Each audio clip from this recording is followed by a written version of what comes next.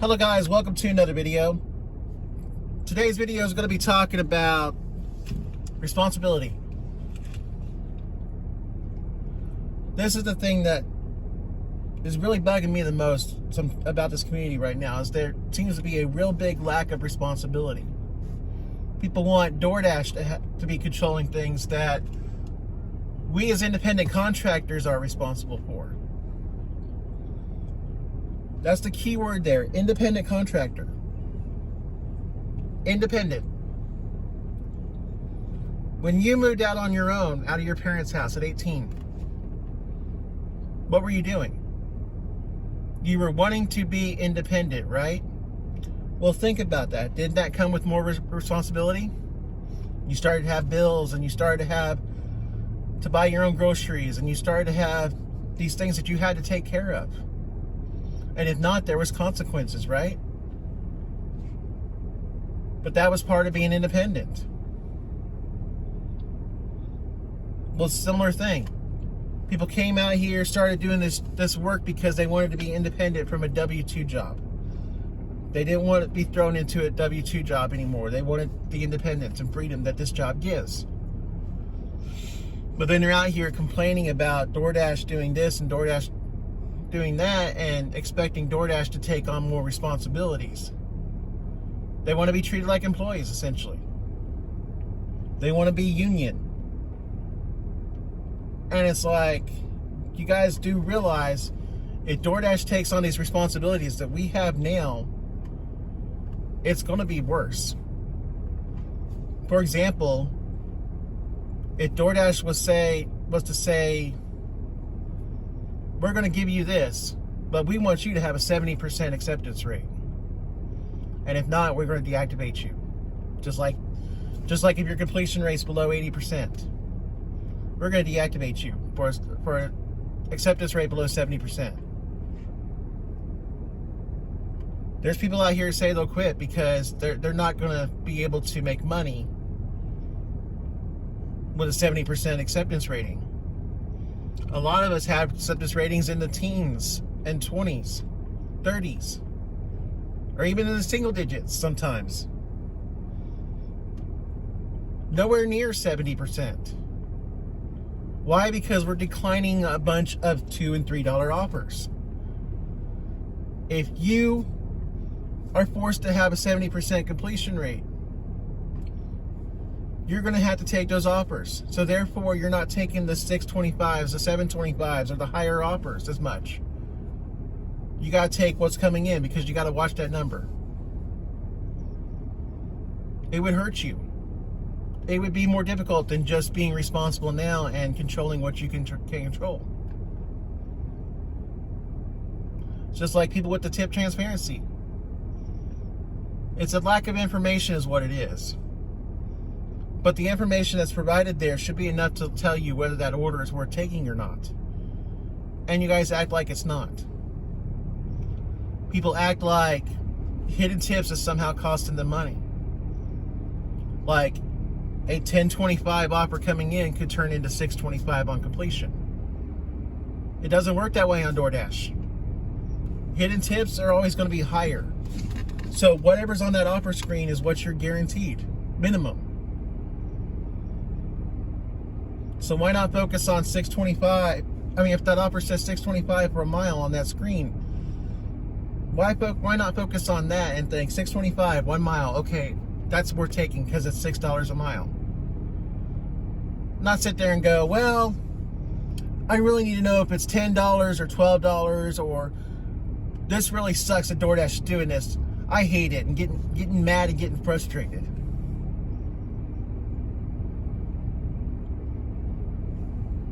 You have the control. You have the power to control that responsibility. Your mindset. I guess I will. You're responsible for your mindset. If you're stressing yourself out all the time out here doing this job, that's one of the first things you need. Or if you're getting stressed out here doing this job all the time, that's one of the first things you need to look at. Is, are you doing things that are self-inflicted? Is your mindset that this is how it has to be. DoorDash has to be like this. Or do you look at yourself and say, you're responsible for some of these things? See, like I said, the hidden tips, people act like they're, and this is the thing to me, there's so much hate for DoorDash. So you got people throwing a fit about the hidden tips, right? When they're always going to be higher than what the total on the offer screen is.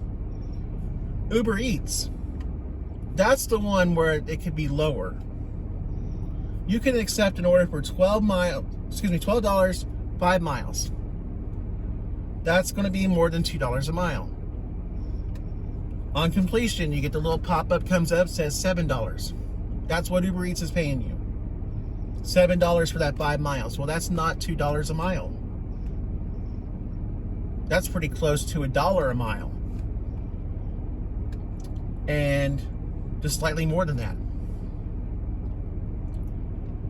If that customer takes the tip away and you don't get that extra $5, that's what you're getting. You're getting $7 for 5 miles. So an order that you took because you saw $2 a mile, it's always a good order. All of a sudden, it's a lousy order that you took. You kind of got screwed over.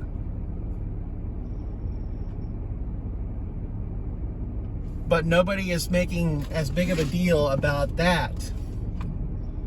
About this tips can be changed up to an hour later, as they do hidden tips on DoorDash.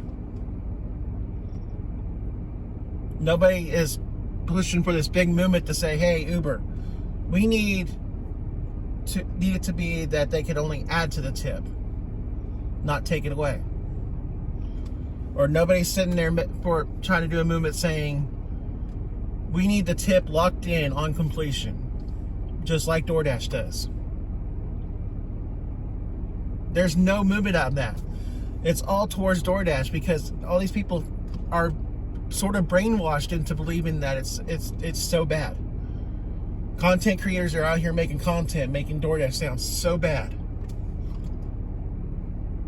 And they're trying to convince you.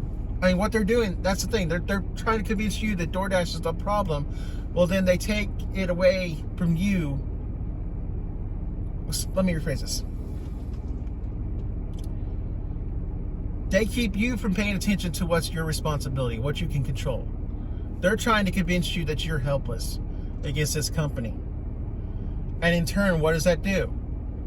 It ends up making you want to get DoorDash to do all these changes and to control all these things. And in the process, if they do, it's going to be a lot worse. So to me, I would rather step up. I'd rather take responsibility. I would rather just have the mindset of go out here, look at that offer screen. What's the total? What's the mileage? What's the restaurant? And you can look at the item count too and kind of guess if there's going to be a hidden tip or not. If you want to play that. I know some people do that. They take orders to see if there'd be a hidden tip or not. But really, just look at that offer screen. You make more money at the end, great. I don't get mad because I saw $4 extra on an order. $6.25 went to $10.25. It's like, great, I made an extra $4. I'm $4 closer to the goal. I didn't have to work as hard then, or I could make a little more money at the end of the day because I could, if I go till a certain time. Excuse me. If I go until a certain time, I'm going to make more money. It was the same time I was going to go to before. You're in control of your mindset. You're in control of how you approach things out here. You're responsible for these things. So take responsibility. Step up and realize what you can control and focus on that. Don't focus on what you can't. Because you're just always going to be aggravated and stressed out as a result, and you're going to affect your mental health.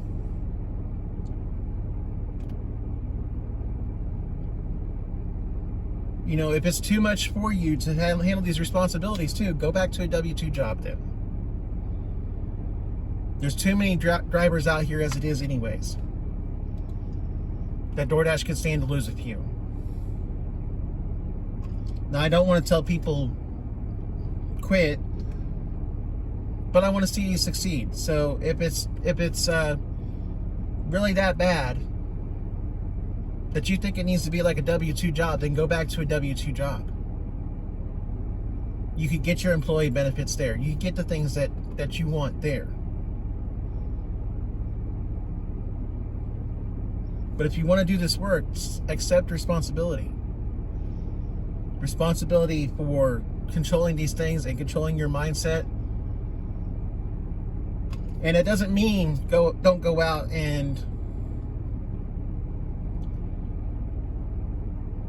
doesn't mean don't ever say that anything about tip transparency or anything like that and do those things, you know. I would say this, don't fight for tip transparency. Fight for full information. Include the tip transparency in that. Fight for information and tell DoorDash we need this information. That it would be helpful.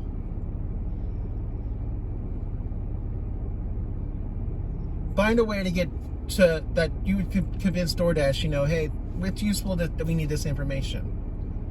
But don't sit there and act like it's a crutch or like you're helpless. Don't sit there and act like you're helpless because you don't have all the information, because the information they give you, you can make money doing it. People are out here doing it. There's plenty of people that are getting around the hidden tips. It's just an obstacle in the way. It's sort of like a small business. A small business has obstacles in the way to succeed. They find a way to work around them, or they don't continue on. If you can't find a way around the hurdles to make your money, I'm sorry. You're probably better off to go work somewhere else then. Go back to a W-2 job.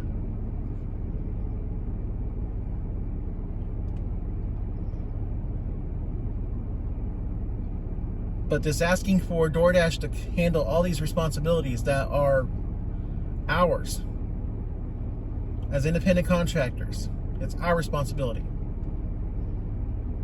It's just not going to end well. If DoorDash ends up taking charge of these responsibilities, taking charge of these things.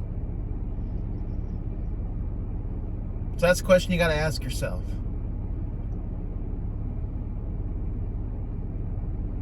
Are you sure you want to push us towards that road, down towards employee status?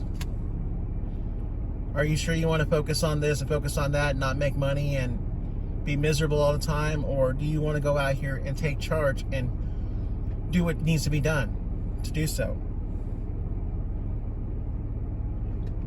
Anyways, video's going on 13 minutes, so I'm going to go ahead and end it here. There's probably a lot more I could say. It might be another video at some point. But anyways, if you guys liked the video, please hit the thumbs up.